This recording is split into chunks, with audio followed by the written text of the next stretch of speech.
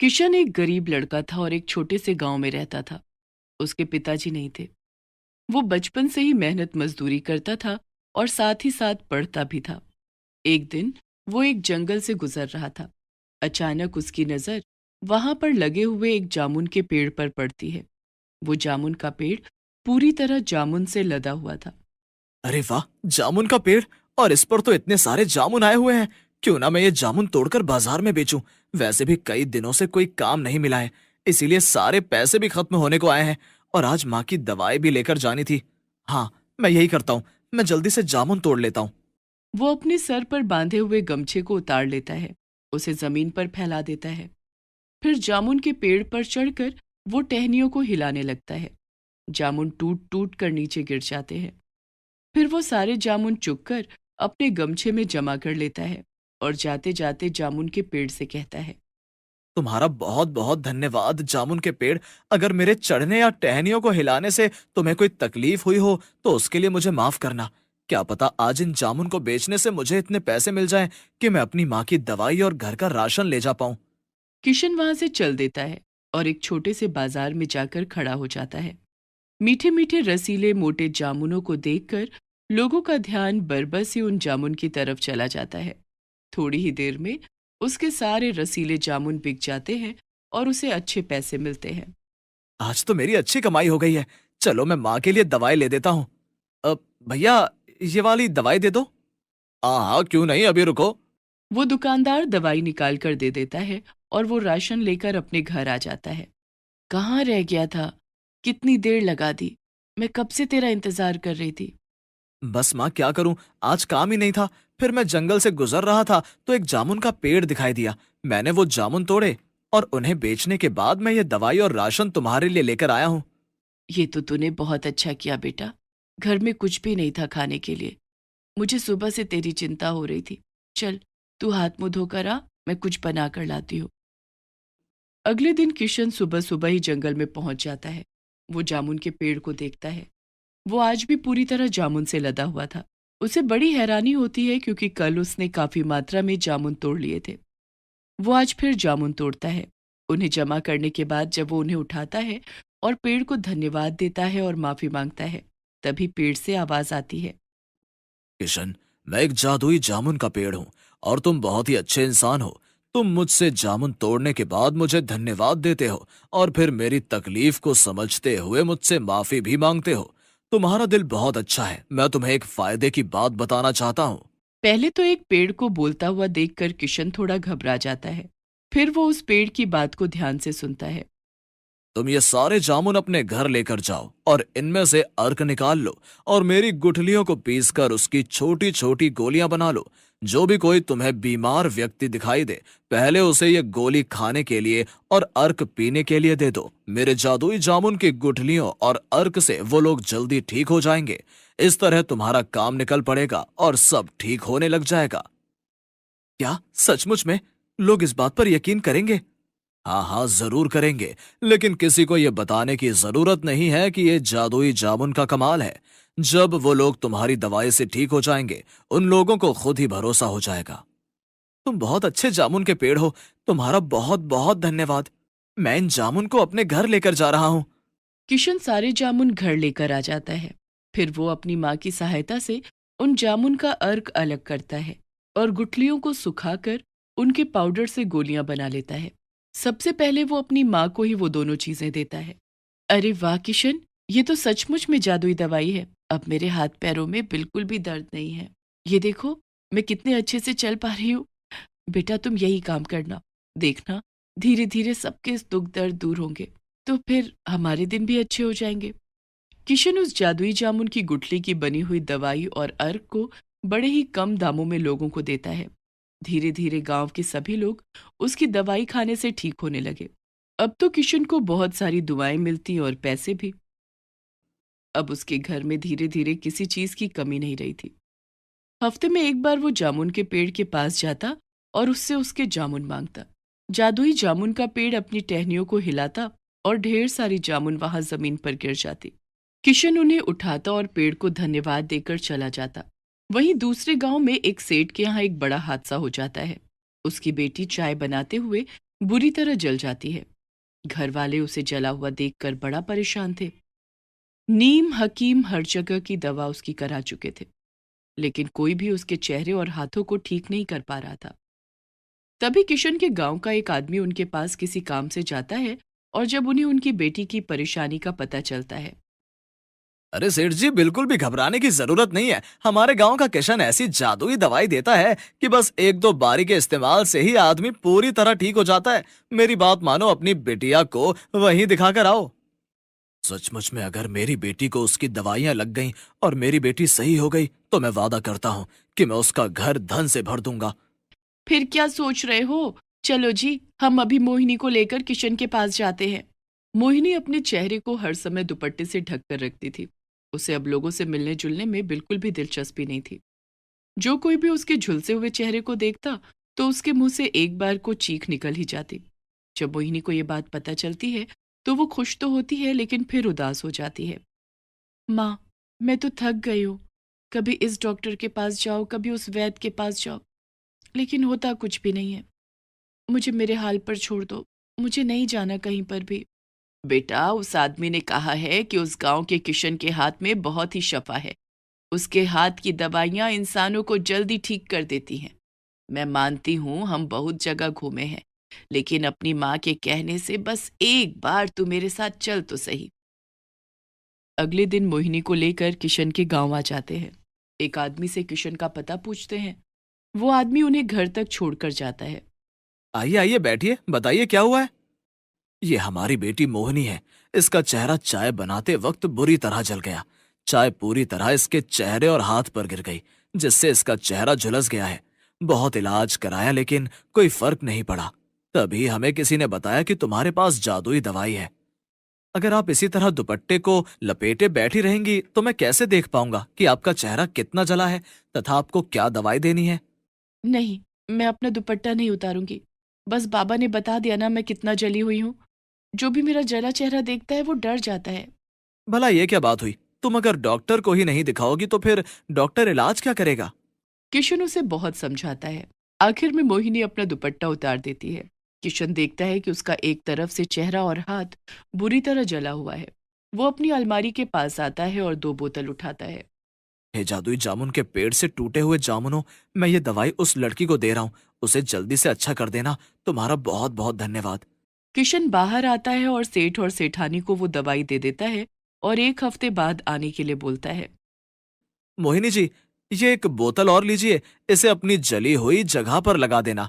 देखना आप जल्दी अच्छी हो जाएंगी। और दुपट्टे को हर वक्त लपेट कर मत रखना।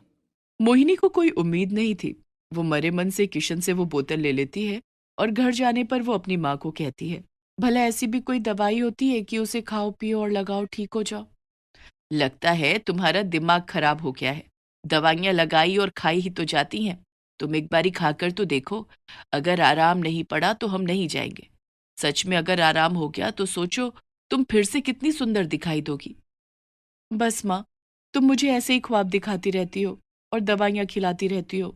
सेठानी बड़ी पाबंदी के साथ मोहिनी को सुबह शाम और दोपहर को वो दवाई देती और मोहिनी के चेहरे पर भी दवाई को लगाती।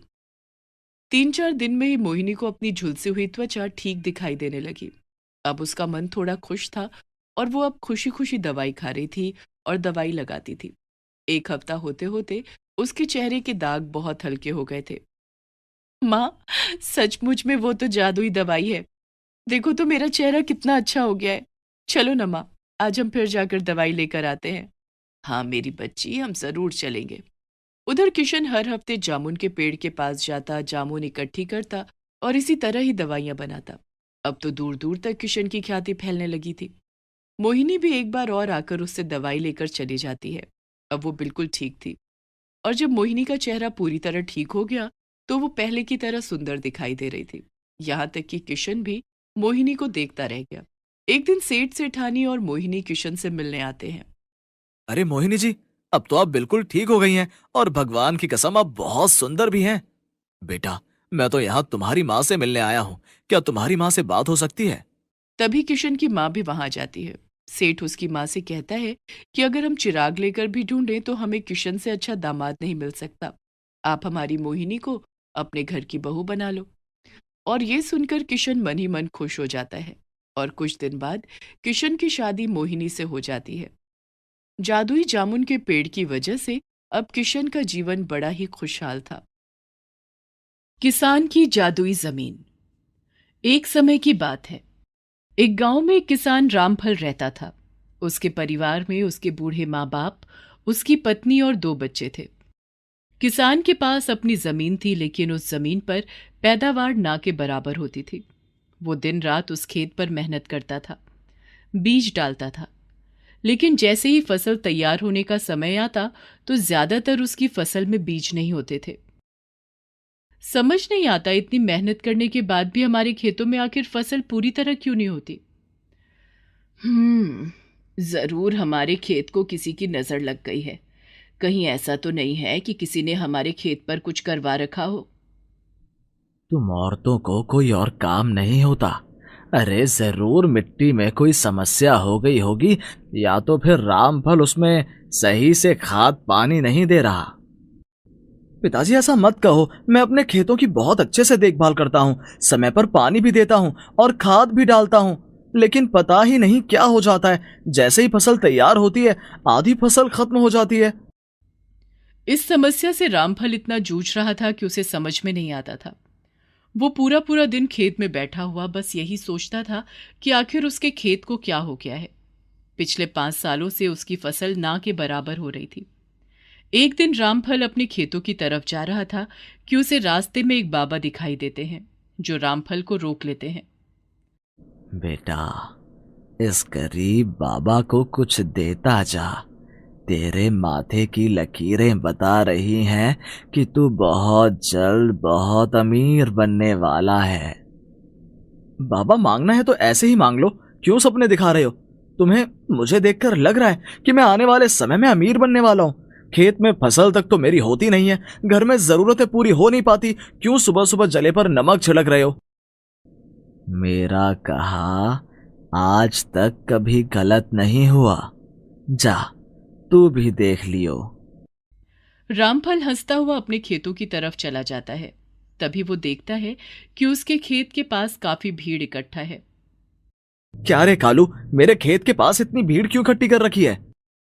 भाई, अभी अभी तेरे खेत में हमने नाग नागिन का जोड़ा देखा है। संभल कर जाना खेत के अंदर, हम लोग तो उन्हें ढूंढने के लिए ही इधर उधर देख रहे हैं। अरे भाई, जंगली जेब यहाँ खेतों में नहीं घूमेंगे तो कहाँ घूमेंगे? काफी जहरीले होते हैं ये, किसी को डस लिया तो जान ले लेंगे। तभी एक किसान तेज से आवाजें देने लगता है कि यहाँ पर है सांप, यहाँ पर है सांप। सब अपनी लाठी डंडे लेकर उधर की तरफ भागने लगते हैं। रामफल भी भागने लगता है और वो देखता है कि सब उसके खेतों की फसल को खराब करते हुए खेतों के बीच जा रहे हैं। ये देखकर रामफल सबको आवाज लगाकर रोक लेता है। ओ भाइयों, तुम्हारे सांप खोजने के चक्कर में क्यों मेरी फसल खराब कर रहे हो? अभी के अभी मेरे खेत से निकलो यार। सांप मेरे खेत में है ना, जो करेंगे मुझे करेंगे, भगवान के लिए मेरी फसल खराब मत करो। तभी नाग नागिन का जोड़ा वहां दिखाई देता है। रामफल जाकर उनके सामने खड़ा हो जाता है और सब लोगों को वहां से भगा देता है। सब लोग रामफल को खरी खोटी सुनाकर वहां से चले जाते हैं। उनके जाने के बाद आप भी जाओ यहाँ से, आपके चक्कर में मेरी फसल का कितना नुकसान हो गया। एक तो वैसे ही फसल अच्छी नहीं होती, ऊपर से आज ये सब हो गया। जाओ भाई जाओ, जहां घूमना है घूमो। नाग नागिन का जोड़ा वहां से चला जाता है और रामफल उदास सा मन लेकर वहीं पेड़ के नीचे बैठ जाता है।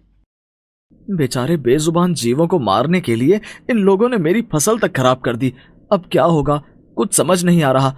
अगर यही हाल रहा तो मैं ये सब कुछ छोड़कर चला जाऊंगा, या तो फिर मैं अपनी जान दे दूंगा। तभी रामफल को अपने पैरों के पास एक चमकती हुई चीज दिखाई देती है। इतनी अद्भुत चमकती हुई चीज उसने आज से पहले कभी नहीं देखी थी। वो उसे हाथ में उठाकर देखता है तो उसके अंदर एक चमकती हुई दुनिया दिखाई देती है। अब ये क्या चीज है? कितनी चमकीली और अद्भुत है, और ये तो गर्म भी काफी है। तभी रामफल देखता है कि सरसराहट की आवाज के साथ वो नाग नागिन का जोड़ा उसके पास आता है और अचानक से ही वो दोनों इंसान के रूप में आ जाते हैं। रामफल, आज तुम्हारी वजह से ही हम दोनों की जान बच पाई है। तुम्हारा बहुत बहुत धन्यवाद। तुम्हारे हाथ में जो ये चमकीली चीज है, ये हमारी है। इसके बिना हम दोनों अधूरे हैं। क्या तुम हमें हमारी चीज वापस लौटा दोगे? हाँ हाँ, क्यों नहीं, आपकी चीज है, आप ले लीजिए। पर ये है क्या? ये बहुत कीमती है। ये मणि है। रामफल ने मणि के बारे में सुना हुआ था। उसे पता था कि मणि एक ऐसी चीज है जिससे हर इच्छा पूरी हो सकती है। फिर भी उसके मन में कोई लालच नहीं आता और वो आराम से मणि उस नाग नागिन को दे देता है। तुम बहुत अच्छे हो रामफल, मांगो, तुम्हें क्या चाहिए? मैं क्या मांगूं? बस आप लोगों की जान बच गई, यही बहुत है। तुम बहुत परेशान लग रहे हो। अपनी परेशानी बताओ, मैं उसका समाधान कर दूंगी। ये खेत देख रहे हो तुम दोनों? पहले इस जमीन में लहराती फसल हुआ करती थी। 5 साल से मेरी जमीन में फसल ना के बराबर होती है। यही हाल रहा तो मेरा परिवार भूखों मरने की नौबत पर आ जाएगा। मुझे बस दिन रात इसी बात की ही चिंता सताती रहती है। बस इतनी सी बात? तो रामफल, आज से हम तुम्हारे खेत को आशीर्वाद देते हैं कि यह जमीन जादुई बन जाएगी। तुम इसमें जो भी फसल उगाओगे उसकी पैदावार तुम्हारी बोई हुई फसल से चौगुनी हो जाएगी। ये सुनकर रामफल बड़ा खुश हो जाता है और दोनों हाथ जोड़कर उनका धन्यवाद करता है। नाग और नागिन अपनी मणि लेकर वहां से चले जाते हैं। उनके जाने के बाद रामधन देखता है कि जो किसानों के पैरों से कुचली हुई फसल अभी तक खेतों में थी, वो अचानक से ही लहराने लगी है। रामफल भागा भागा घर आता है और ये सारी बात अपने माँ पिताजी और अपनी पत्नी सविता से कहता है। भला ऐसा भी आज तक कभी कहीं सुना है? तू तो रामफल इतनी चिंता में घुस गया है कि दिन में भी सपने देखने लगा है। क्या पता रामफल सच कह रहा हो। अगर ऐसा हुआ तो मैं भगवान को प्रसाद चढ़ाऊंगी। मैं तो खुशी के मारे तुम सबको ये बताने के लिए भागा भागा आया और तुम लोग यहाँ पर मेरी बात का यकीन नहीं कर रहे। हो सकता है बाबा सही कह रहे हैं, आपने कोई सपना देखा हो। अरे अभी तो फसल कटने में 1 महीना बाकी है। बाकी सच्चाई तब पता चल जाएगी। पर बच्चों के आगे आप ये सब मत कहना, वरना सारे गांव में ढिंढोरा पीट देंगे। और अगर ऐसा कुछ नहीं हुआ तो फिर बड़ी जगहसाई होगी। मुझे तो लगता है तुम सबको मेरे ऊपर विश्वास ही नहीं रहा। लोग सही कहते हैं, जब बुरा वक्त आता है तो सबसे पहले अपने ही साथ छोड़ते हैं। मैं झूठ नहीं कह रहा, नाग नागिन ने खुद मुझे आकर ये बात बोली। कोई बात नहीं, 1 महीने बाद सब दूध का दूध और पानी का पानी हो जाएगा। घर में रामफल की बातों पर किसी को भी यकीन नहीं होता। सबको लगता है कि उसने जरूर कोई सपना देखा है, क्योंकि वो काफी दिनों से परेशान चल रहा था। तभी रामफल के दोनों बच्चे भाग कर आते हैं और अपने बाबा के गले लगकर फरमाइश करने लगते हैं। बाबा, वो पड़ोस में मेरी सहेली मीनू रहती है ना, उसके पापा ने उसको एक बहुत सुंदर गुड़िया ला कर दी है। वो बोलती भी है। बाबा, उसमें एक बटन लगा हुआ है, जैसे ही उसे दबाओ वो बोलने लगती है। मुझे भी ऐसी गुड़िया चाहिए बाबा, आप मेरे लिए ऐसी गुड़िया लेकर आओ ना। और तुमने देखा था उसके बाबा अपने बेटे के लिए कितने सुंदर जूते लेकर आए हैं। बाबा, मुझे भी ऐसे ही जूते चाहिए। ठीक है मेरे बच्चों, ये फसल तैयार होने दो, मैं तुम दोनों को तुम्हारी पसंद की चीज दिलाऊंगा। पक्का वादा ना बाबा? पक्का वादा ना बाबा? बिल्कुल पक्का वादा। दोनों बच्चे खुशी खुशी फिर बाहर खेलने चले जाते हैं। अब बच्चों से झूठा वादा करने की क्या जरूरत थी, पता तो है अपने हालात कैसे चल रहे हैं। तुम लोगों को यकीन हो ना हो, लेकिन मुझे पूरा यकीन है कि मेरी फसल इस बार बहुत अच्छी होगी। देखते देखते 1 महीना भी बीत जाता है। किसान अपनी फसलों को काटना शुरू कर देते हैं। रामफल अपने खेतों को देखता है। उनकी हालत ज्यों की त्यों थी। फसल तो सारे खेत में खड़ी हुई थी, लेकिन और किसानों की फसल से कमजोर लग रही थी। बड़े दुखी मन से रामफल अपने खेतों की कटाई शुरू करता है। सारी गेहूं की फसल इकट्ठी करने के बाद जब वो उनमें से दाने निकालने के लिए मशीन में डालता है तो हैरान हो जाता है। बोरियों पर बोरियां भर जाती है। आसपास के किसान भी बड़े हैरान होते हैं। क्या चमत्कार हो रहा है रामफल, तेरे खेत तो इतने कमजोर थे, फिर इतने सारे गेहूं कैसे? हमें भी बता दे, तेरी फसल में ऐसा क्या था कि दिखने में तो ऐसी थी और अब बोरियों पर बोरियां भरी जा रही हैं। ये सब तो भोलेनाथ की कृपा है, अब मैं क्या बताऊं। सविता जब अपने पति को खेतों में रोटी देने के लिए आई तो उसने भी देखा कि रामफल से बोरियां संभाली तक नहीं जा रही। इतनी सारी बोरियों में गेहूं भरा हुआ था। सविता खुशी के मारे फूली नहीं समाती। हे भगवान, यानी कि तुम उस दिन सच कह रहे थे। ये उस नाग नागिन का ही आशीर्वाद है। अब हमारी जमीन जादुई है। इस पर जो भी फसल लगेगी वो इतना ही मुनाफा देगी। देखा तुमने, उस दिन सबको मेरी बात झूठ लग रही थी।